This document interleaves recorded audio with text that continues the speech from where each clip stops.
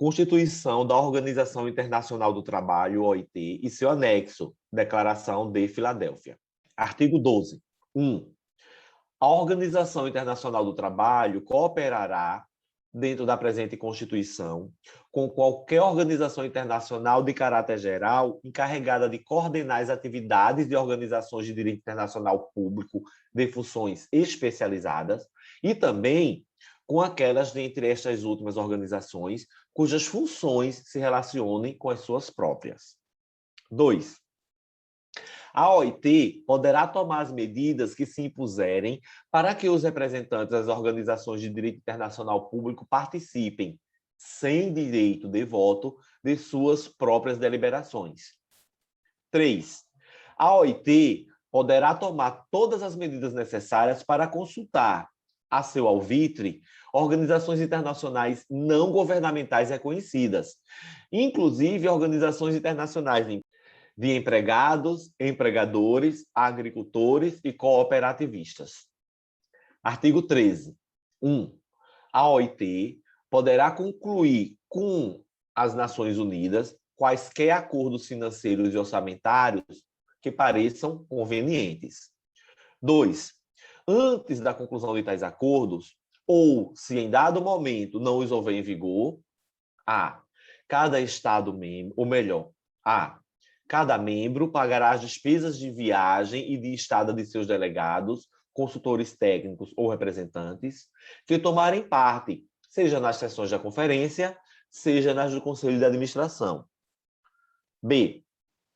Quaisquer outras despesas da repartição internacional do trabalho ou provenientes das sessões da conferência ou do Conselho de Administração serão debitadas pelo diretor-geral da repartição internacional do trabalho no orçamento da OIT. C. As regras relativas à aprovação do orçamento da OIT, a distribuição de contribuição entre os Estados-membros, assim como a arrecadação destas, serão estabelecidas pela conferência por uma maioria de 2/3 dos votos presentes. Tais regras estipularão que o orçamento e os acordos relativos à distribuição das despesas entre os Estados-membros da organização deverão ser aprovados por uma comissão constituída por representantes governamentais. Eu não sei se tu prestaste atenção, Maria, mas até então, todas as votações têm sido sempre por maioria de 2/3, percebeu? 3. As despesas da OIT serão custeadas pelos Estados-membros, segundo os acordos vigentes em virtude do parágrafo 1 ou do parágrafo 2, letra C, do presente artigo. 4. Qualquer Estado-membro da organização cuja dívida em relação a esta seja, em qualquer ocasião, igual ou superior ao total da contribuição que deveria ter pago nos dois anos completos anteriores, não poderá tomar parte nas votações da conferência, do Conselho de Administração ou de qualquer comissão, ou nas eleições para o Conselho de Administração. A conferência pode, entretanto, por maioria dos 2/3 dos votos presentes, autorizar o Estado em questão a tomar parte na votação, ao verificar que o atraso é devido a motivo de força maior. 5. O diretor-geral da Repartição Internacional do Trabalho será responsável perante o Conselho de Administração pelo emprego dos fundos da OIT. Capítulo 2. Funcionamento. Artigo 14. 1. O Conselho de Administração elaborará a ordem do dia das sessões de conferência, depois de ter examinado todas as propostas feitas pelos governos de quaisquer dos membros, por qualquer organização representativa indicada no artigo 3º, ou por qualquer organização de direito internacional público sobre as matérias a incluir na ordem do dia. 2. O Conselho de Administração elaborará diretrizes para que a adoção pela conferência de uma convenção ou de uma recomendação seja por meio de uma conferência técnica preparatória ou por qualquer outro meio, precedida de um aprofundado preparo técnico e de uma consulta adequada dos membros principalmente interessados. Artigo 14. 1. O Conselho de Administração elaborará a ordem do dia das sessões da conferência, depois de ter examinado todas as propostas feitas pelos governos de quaisquer dos membros, por qualquer organização representativa indicada no artigo 3º, ou por qualquer organização de direito internacional público sobre as matérias a incluir nessa ordem do dia. 2. O Conselho de Administração elaborará as diretrizes para que a adoção pela conferência de uma convenção ou de uma recomendação, seja por meio de uma conferência técnica preparatória ou por qualquer outro meio, precedida de um aprofundado preparo técnico e de uma consulta adequada dos Estados, principalmente interessados. Artigo 15. O diretor-geral exercerá as funções de secretário-geral da conferência e deverá fazer com que cada Estado-membro receba a ordem do dia 4 meses antes da abertura da sessão. Deverá também, por intermédio dos referidos Estados-membros, enviá-la com essa antecedência aos delegados não governamentais já nomeados e ainda àqueles que o forem dentro desse prazo. Que prazo? 4 meses antes da abertura. 2.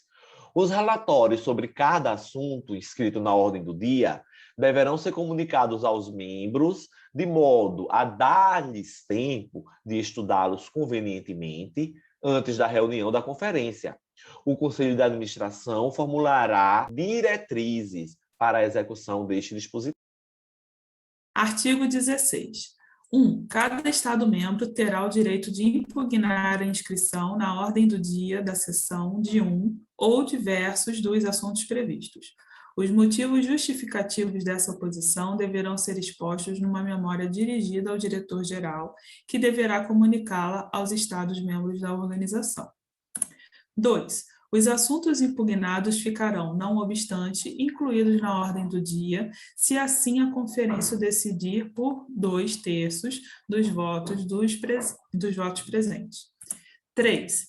A questão que a conferência decidir pelos mesmos 2/3 seja examinada, diversamente do previsto no parágrafo antecedente, será incluída na ordem do dia da sessão seguinte. Artigo 17. 1. A conferência elegerá um presidente e 3 vice-presidentes. Os 3 vice-presidentes serão, respectivamente, um delegado governamental, um delegado dos empregadores e um delegado dos trabalhadores. A conferência formulará a regra do seu funcionamento. Poderá constituir comissões encarregadas de dar parecer sobre todas as questões que ela julgar conveniente sejam estudadas. 2. As decisões serão tomadas por simples maioria dos votos presentes, exceto nos casos em que outra fórmula não for prescrita pela presente Constituição, por qualquer convenção ou instrumento que confira poderes à conferência, ou ainda pelos acordos financeiros e orçamentários adotados em virtude do artigo 13. A primeira vez que esse estatuto aqui trata de votação por maioria simples, que é exatamente a votação lá na conferência.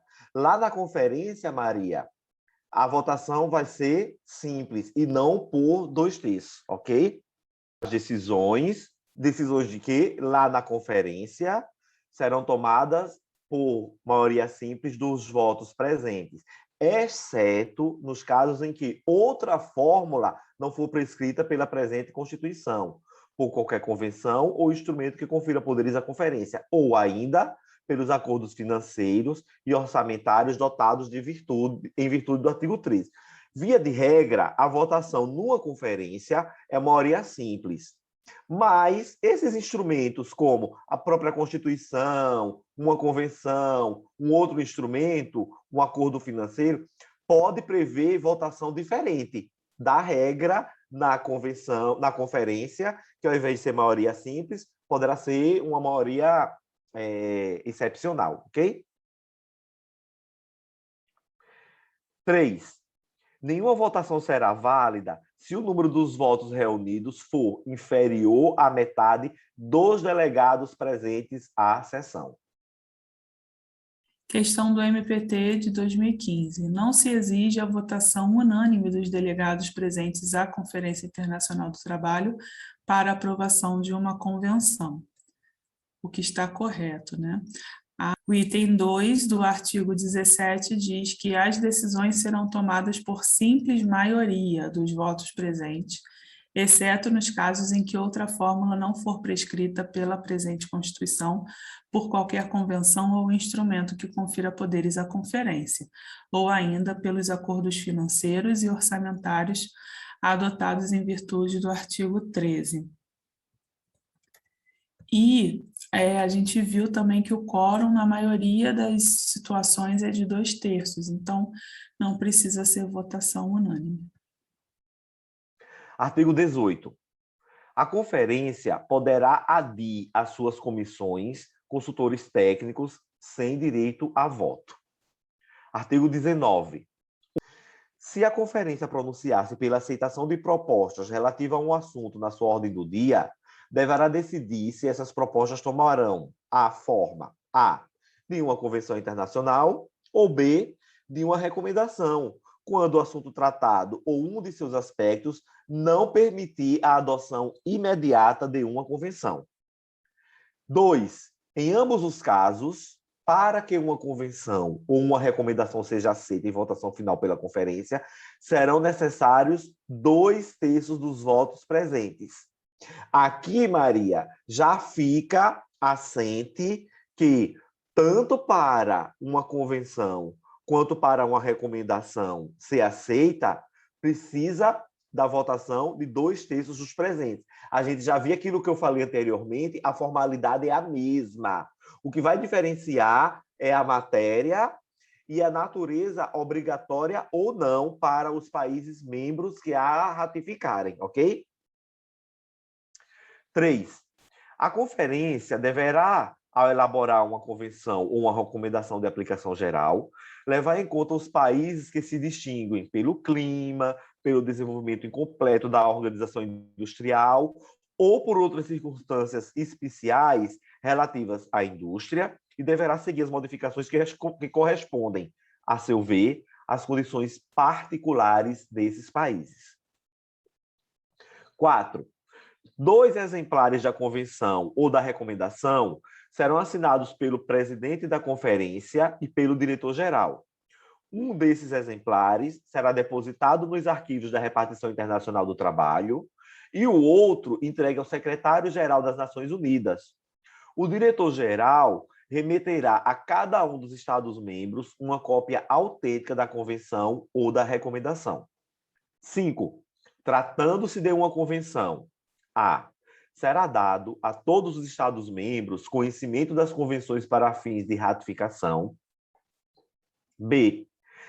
Cada um dos Estados-membros compromete-se a submeter, dentro do prazo de 1 ano, a partir do encerramento da sessão da conferência, ou quando, em razão das circunstâncias excepcionais, tal não for possível, logo que o seja, sem nunca exceder prazo de 18 meses após o referido encerramento, a convenção, autoridade ou autoridades em cuja competência entre a matéria, a fim de que essas a transformem em lei ou tomem medidas de outra natureza.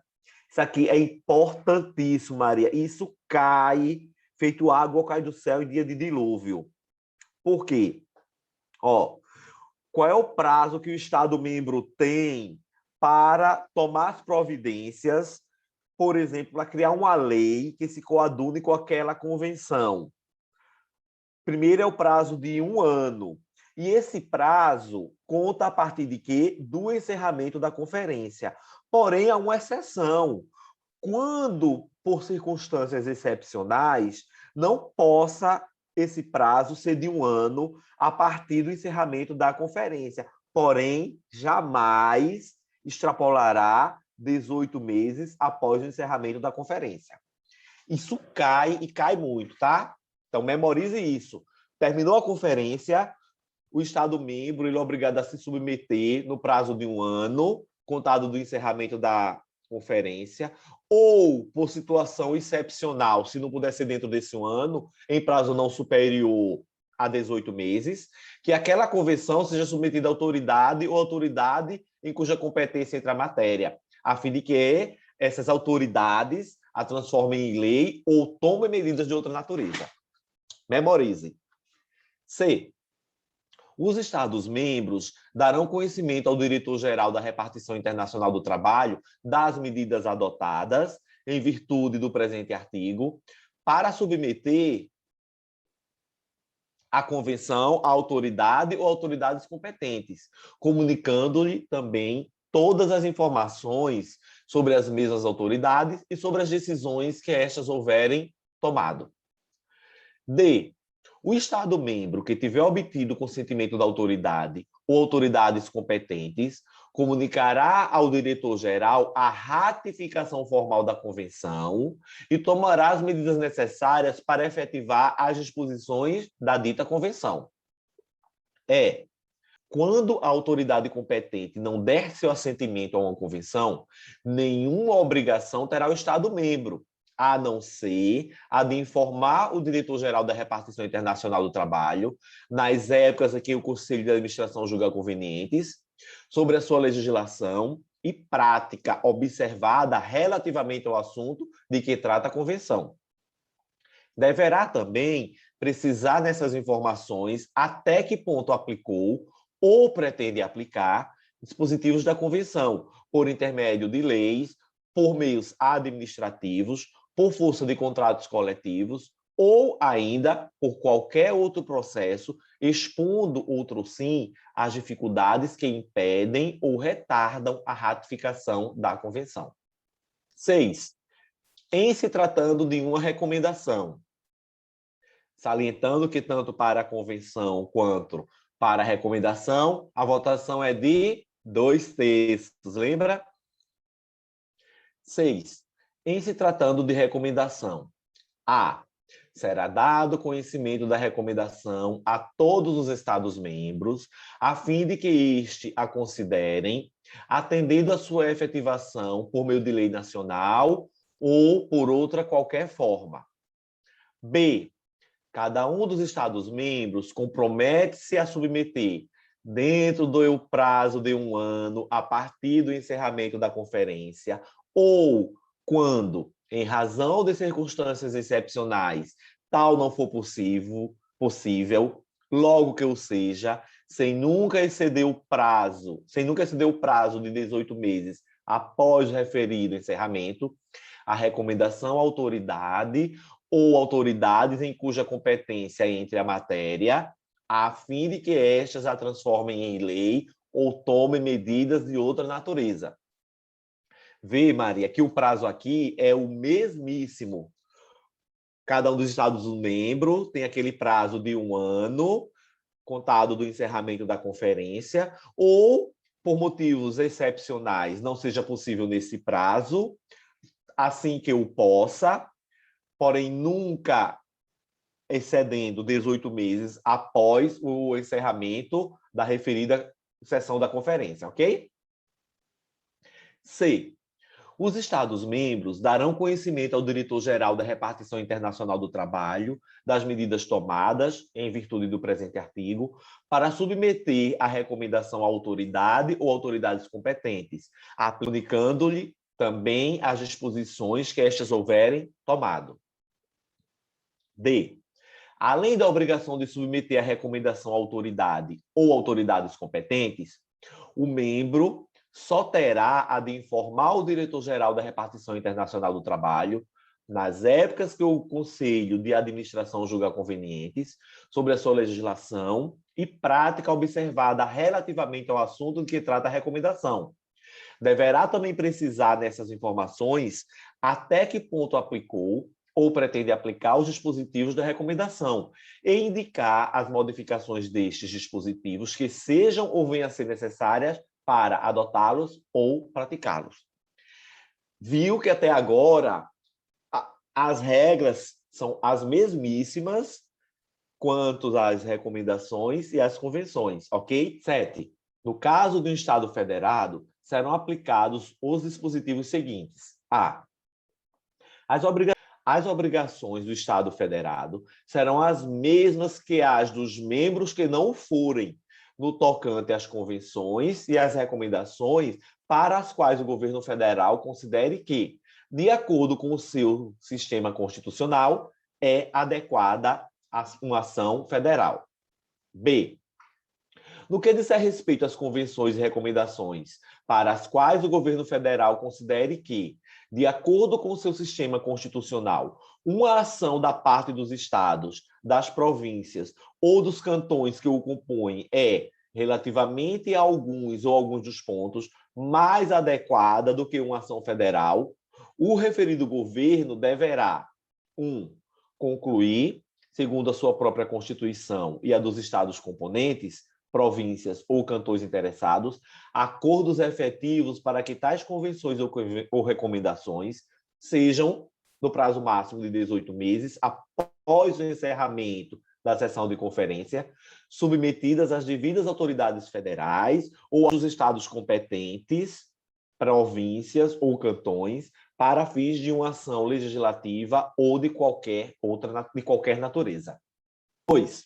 Tomar as necessárias medidas, sob reserva de consentimento dos governos dos estados componentes, províncias ou cantões interessados, para que, periodicamente, as autoridades federais, de um lado, e, de outro lado, a dos estados componentes, províncias ou cantões, se consultem reciprocamente, a fim de preenderem uma ação coordenada, no sentido de tornarem efetivos em todo o país os dispostos destas convenções e recomendações.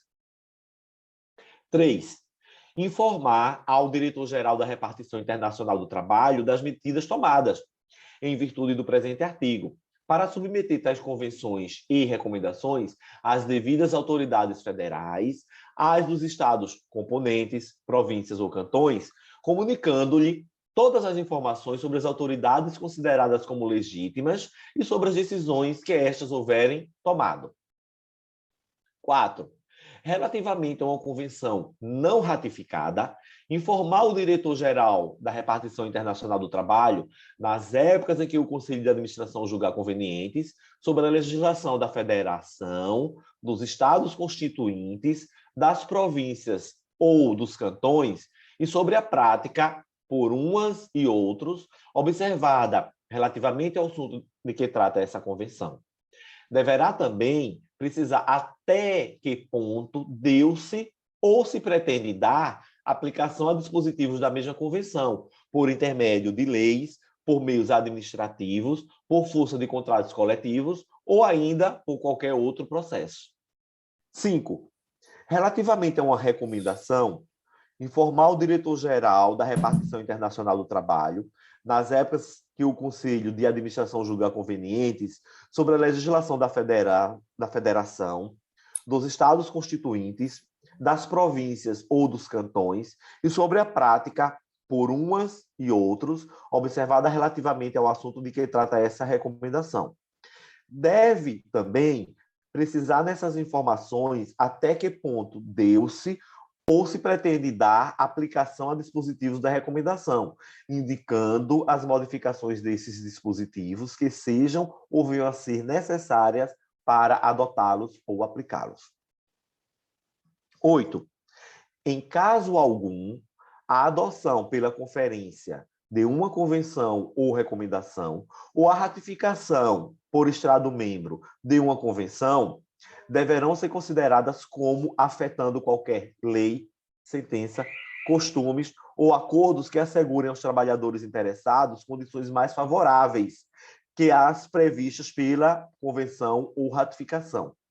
Isso é muitíssimo importante, porque nesta norma aqui de constituição da convenção da OIT, de constituição da própria OIT, já traça a premissa da aplicação da norma favorável, lá que é uma premissa do princípio da proteção do direito do trabalho.